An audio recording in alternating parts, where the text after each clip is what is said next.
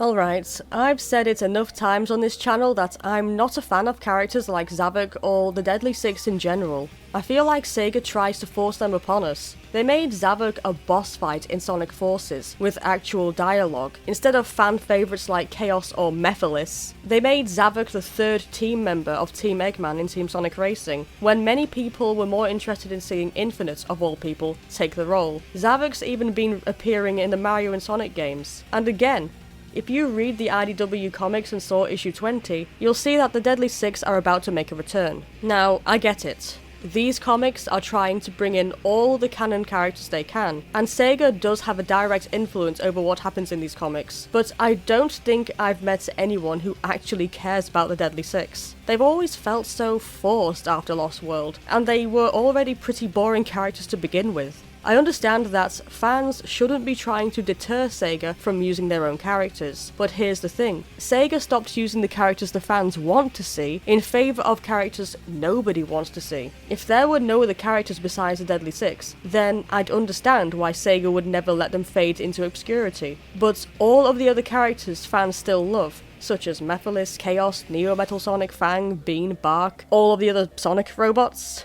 they all disappeared and Sega won't bring them back because they personally have no interest and most likely don't want to write them into a story. But they're not doing what's best for them as a company. Why would they stop using popular fan favourite characters in favour of the characters people find to be forgettable? Unless Sega plan to give them more character development and explore their world and history a lot more, then I'm not interested in seeing them again. Maybe they will get a little more fleshed out in the IDW comics, considering so far it looks like they're being brought in for an actual reason this time, but I'm not putting my hopes too high. I've loved the IDW comics so far, and the writers and artists have done extremely well with what they've been given. The only thing I'm not happy about is the way Shadow has been portrayed, because he's become nothing more than someone who is obsessed with being the best. But I saw a post shared on Twitter where someone apparently asked Ian Flynn about Shadow, and in summary, Sega had asked them to write Shadow a certain way, so the original plans they had for him couldn't be used. I can't find the post because it was one of those retweets by someone you don't follow, but someone you do follow had responded to it. But you've got to take my word for it that this is true. I'm not sure how valid the original post was regarding someone talking to Ian Flynn, but again,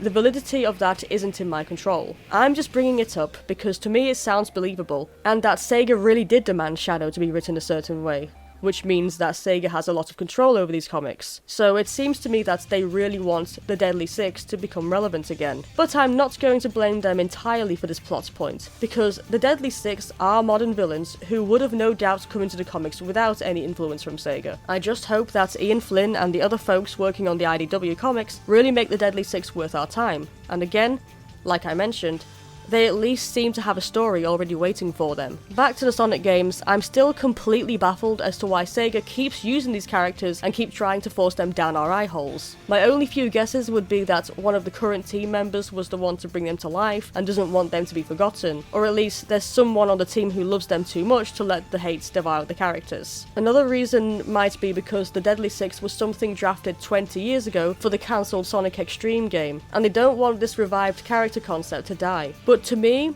it seems likely that it's just because these are modern-made characters, and because they already screwed up with them in Lost World, they want to make them relevant again at the same time as improving on them. Yet, they're not actually doing anything to make the characters better. It just seems like they believe the more we see of the Deadly Six, the more we'll like them.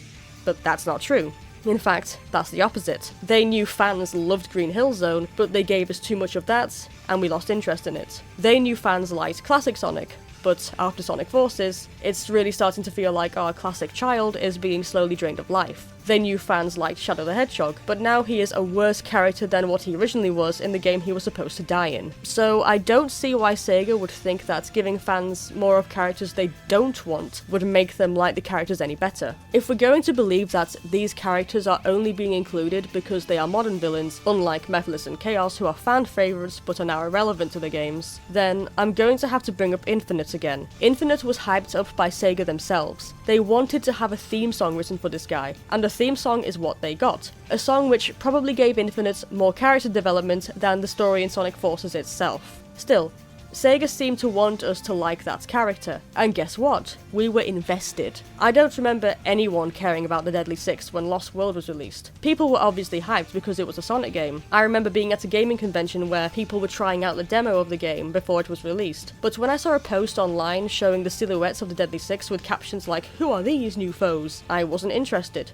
and I don't think anyone else was. But when Infinite was revealed, everyone was interested in him. Everyone was making theories. Everyone was trying to work out what he looks like under the mask. And when Sonic Forces came out, despite it not meeting fan expectations, I'd argue that people still cared about Infinite. Even now. People just wanted to see more of him. So what do you do when a new character of yours fails in their debut game, but fans still want to see them grow and develop? Forget about them, of course, and remind your fans that you have other characters that need some attention. Seriously, Sega.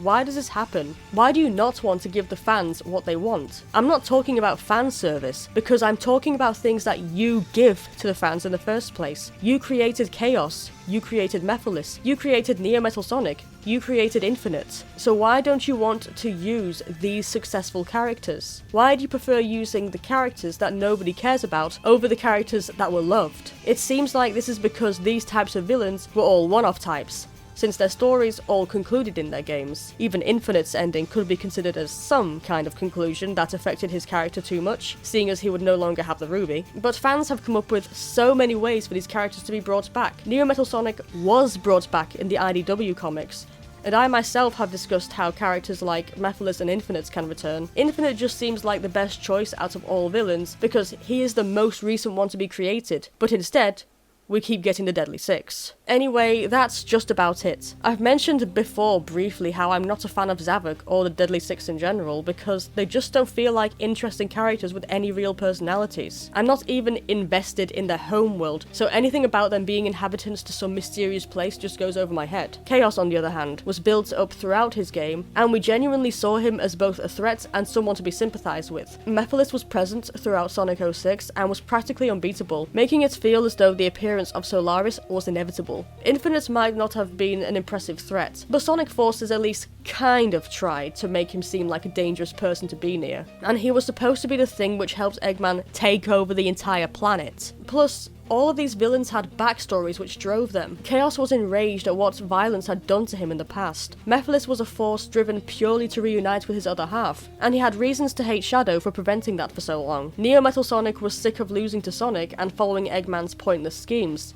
so took matters into his own hands. Infinite was interested in seeing the world burn to make life more interesting. Oh, and he was also mad at Shadow, but that part's not really important. The Deadly Six, though, meh. There's nothing to them. They just exist, and Sega wants to keep reminding us of that without actually giving us a reason to care about them. What do you guys think? Do any of you actually like the Deadly Six? Obviously the comics are different because I'm sure they'll be written in a more interesting way, but what about the games? Do you really want to see them come back? Or would you prefer to see different villains make comebacks into games? Maybe you even want a new villain which is interesting. As always, I love hearing your thoughts. And don't forget to join my Discord server and follow me on Twitter because, hey, I have social media too. Also, I apologise if I sound weird in this video. I don't feel well because it's that time of year, so get used to it. Anyway, I'm Lord Danny, signing out.